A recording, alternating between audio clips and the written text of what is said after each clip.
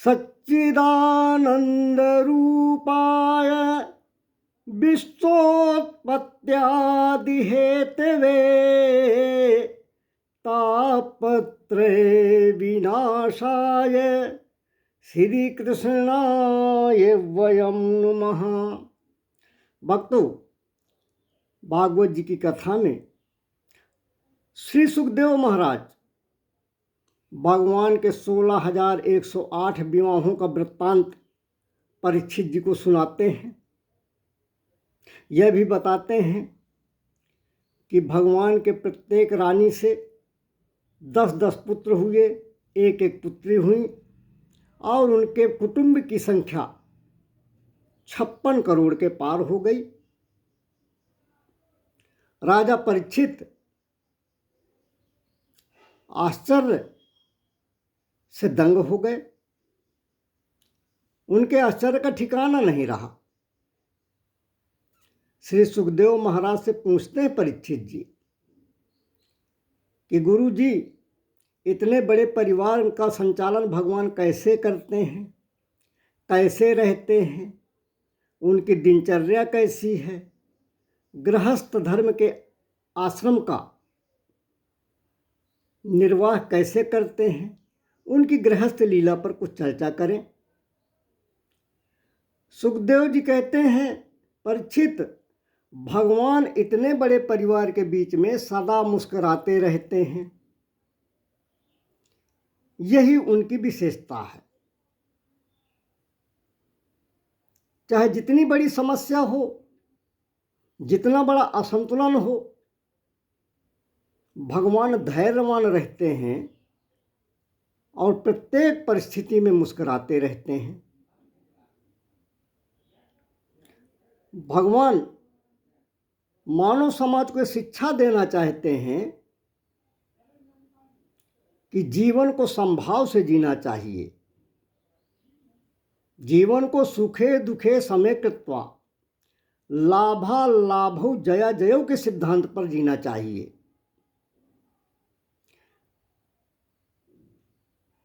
परिवार के बीच में मुस्कुराकर रहते हुए हमारे प्रभु यह पावन संदेश दे रहे हैं कि असफलताएं हमारे जीवन सफर पर विराम लगाने नहीं आती। असफलताएं हमारे जीवन में हमारे व्यक्तित्व को तराशने के लिए आती हैं। मनुष्य को चाहिए कि वो पूर्णता की तलाश करने के बजाय अपनी असफलताओं के साथ जिए, क्योंकि हर हार वास्तव में एक सीख होती है। आपके सफर का अंत इस बात पर निर्भर करता है कि आपने कितनी जिंदा दिली और निडरता के साथ अपना जीवन जिया है। यदि आप जीवन में आशावान रहते हैं, परिस्थितियों का सामना आशावादी होकर करते हैं, निडरता के साथ करते हैं, जिंदा दिली के साथ करते हैं, तो भविष्य में आपकी असफलताएं भी आपके लिए वरदान बन जाएंगी। वही सफलता का द्वार खोलेंगी।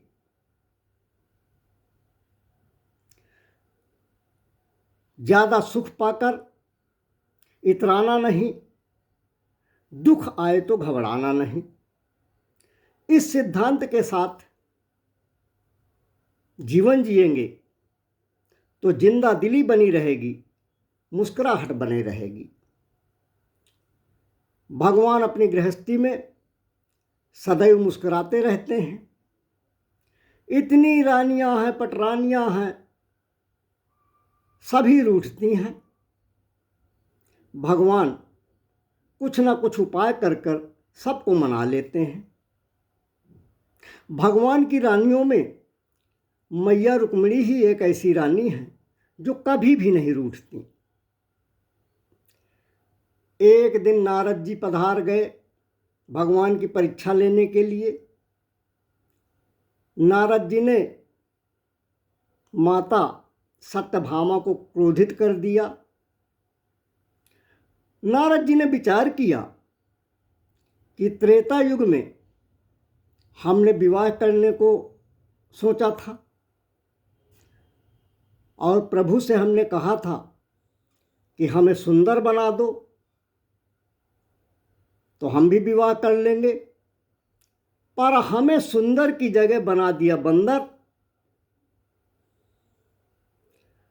और देखो, हमको एक ज्ञान का उपदेश दे रहे थे,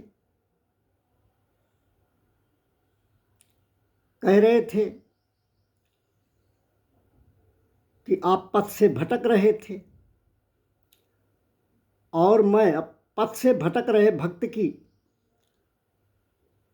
उसी तरह रखवाली करता हूँ जैसे माता बच्चे की रखवाली करती है। करऊं सदा तिन्ह कई रखवारी, जिमि बालक राखई महतारी। हमको बंदर बना दिया, हम विवाह नहीं कर पाए, और देखो इन्होंने कितने विवाह कर लिए, 16,108 विवाह कर लिए और मौज से हैं। नारद जी कहते मेरा भी नाम नारद नहीं जो इनके बीच खटपट न करा दें, इनकी गृहस्थी में अनबन न करा दें। अब नारद जी पारिजात कल्प वृक्ष का एक पुष्प लेकर द्वारिका पधारे। द्वारिकाधीश जी के दरबार में आए और भगवान से कहा, प्रभु यह पारिजात का पुष्प लाया हूँ, इसकी विशेषता क्या है? इसकी विशेषता यह है कि यह कभी मुरझाता नहीं है, सदैव प्रफुल्लित रहता है और ना ही इसकी कभी सुगंध जाती है। भगवान ने प्रसन्न होकर वह पुष्प रुक्मिणी महारानी के केसों में सजा दिया।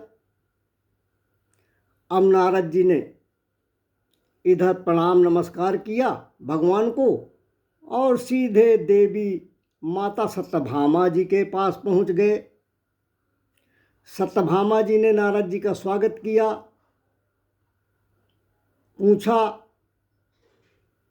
देवर्षि महाराज का आगमन कैसे हुआ, कहाँ से पधारे हैं? नारद जी बोले, देवी मैं तो स्वर्ग से चला रहा हूँ। सत्यभामा ने कहा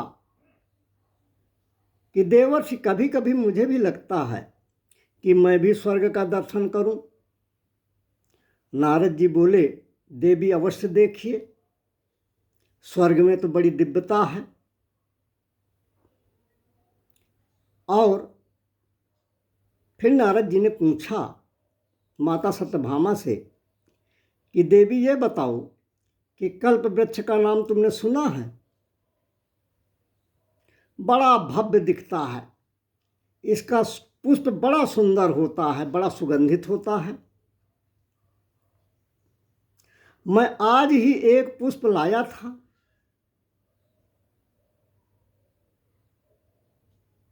तो सत्यभामा जी ने पूछा कि क्या हुआ उस पुष्प का? नारद जी बोले, मैं अभी अभी द्वारिकाधीश जी को भेंट करके आया हूँ। सत्यभामा जी बोली, तब तो मैं अवश्य उस पुष्प के दर्शन करूंगी। नारद जी बोले, देवी अवश्य देखो, देवी रुक्मिणी जी के केसों में बड़ा सुंदर लग रहा है। अब दोबारा आऊंगा तो तुम्हारे लिए भी एक पुष्प लेता आऊंगा। इतना कहकर नारद जी नारायण नारायण रटते अंतर्धान हो गए। अब तो सत्यभामा का माथा ठनक गया, ईर्षा से उनका पारा हाई हो गया, ईर्षा से जलने लगी कि रुक्मिणी जी को ज़्यादा मानते हैं, और हमसे कहते हैं कि हम तुम्हें प्यार करते हैं। सीधे सत्यभामा जी पहुंच गई कोप भवन में। भगवान सब नारद लीला समझ गए। भगवान कोप भवन पहुंचे, सत्यभामा से बोले, प्राण प्रिया कई हेतु रिसानी। सत्यभामा जी बोली, आपने हमें पारिजात पुष्प दिखाया तक नहीं और दीदी रुक्मिणी के बालों में गूंथ दिया। तब भगवान बोले, देवी प्रसन्न हो जाओ, हम तुम्हें पूरा वृक्ष ही स्वर्ग से लाकर दे देंगे पारिजात का। अब रुक्मिणी जी बड़ी प्रसन्न, अब सत्यभामा जी बड़ी प्रसन्न हुई। भगवान सत्यभामा जी को गरुड़ में बैठाकर स्वर्गलोक पहुंचे। नारद जी से संदेशा कहलवाया इंद्र को कि पारिजात का वृक्ष हमें दे दें। देवराज इंद्र ने कहा कि यह कल्प वृक्ष स्वर्ग की संपत्ति है, इसको पृथ्वी लोक के लिए नहीं दिया जा सकता। इंद्र ने हठ किया, पारिजात वृक्ष देने से मना कर दिया। भगवान और इंद्रादिक देवताओं का युद्ध हुआ। इंद्रादिक देवता बुरी तरह से पराजित हुए। भगवान वो पारिजात वृक्ष लेकर आए और माता सत्यभामा के आंगन में लगा दिया। अब प्रभु की लीला देखिए,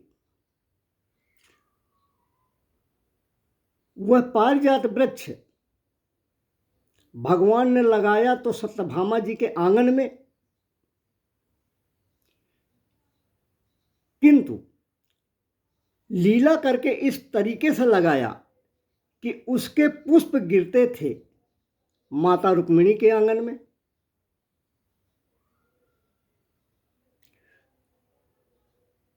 प्रभु की लीला देखकर सत्यभामा जी का अहंकार दूर हुआ। उनके मन में जो द्वेष पल रहा था वो दूर हुआ। इस प्रकार पारिजात वृक्ष लाकर भगवान ने इंद्र का अहंकार दूर किया और सत्यभामा जी का भी अहंकार दूर किया। कहते हैं कि जब भगवान बलपूर्वक पारिजात वृक्ष को ला रहे थे तो देवराज इंद्र ने श्राप दे दिया था कि जाओ, यह वृक्ष दिन में फूल नहीं देगा, दिन में नहीं खिलेगा और रात में ही ये फूल देगा और खिलेगा। इसीलिए पारिजात के पुष्प, जिसे हरसिंगार के फूल भी कहते हैं, वो रात में ही खिलते हैं। सत्यभामा की इच्छा की पूर्ति हुई। सत्यभामा प्रसन्न हो गई। अब आगे सुखदेव स्वामी बताते हैं कि भगवान चाहे जितना जो कुछ करें, चाहे जितना उकसावें, चाहे जितनी शरारत करें, माता रुक्मिणी को कभी क्रोध नहीं आता है। भगवान माता रुक्मिणी को उकसाने के लिए क्या क्या कलाएं करते हैं, ये कथा हम आगे कहने का प्रयास करेंगे। बोलिए वृंदावन बिहारी लाल की जय।